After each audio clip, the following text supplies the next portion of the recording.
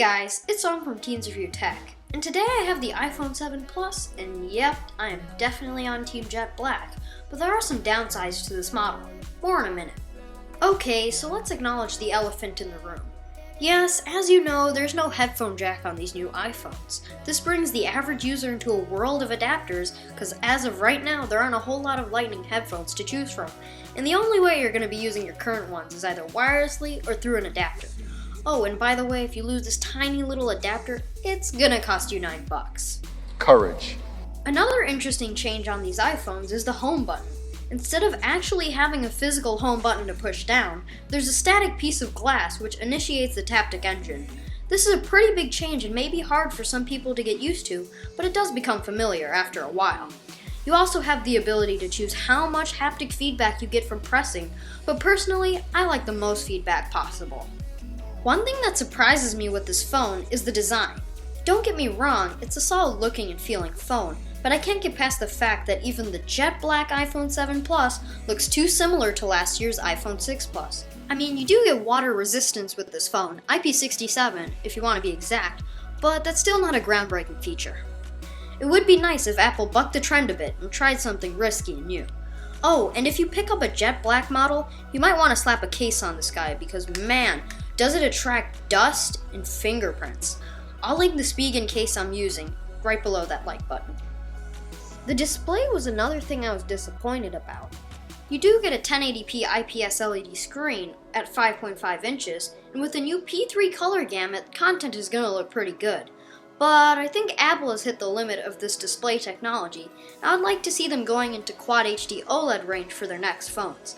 The display is also pressure sensitive just like the 6S, which allows you to have things like Force Touch and live photos, but at this point it's kind of a gimmick, and most people would rather have a higher resolution display than a pressure sensitive one. Moving on to camera, you're looking at a very good camera on both models of the 7.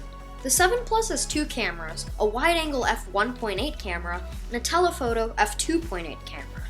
This allows you to optically zoom up to 2 times, which is pretty cool. I actually have found some use for this, especially while taking outdoor photography. One gripe I have about the telephoto lens is the lack of image stabilization. While most people won't notice this, it does become slightly noticeable during day-to-day use.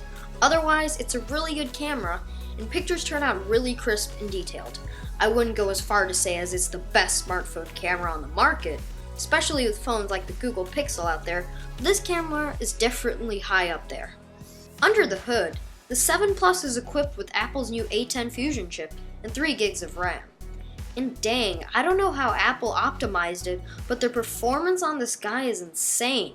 I mean, we're talking about single-core scores of almost twice the Snapdragon 821 chip, and multi-core scores are pretty high up there too. iOS 10 paired with this phone is a truly amazing experience.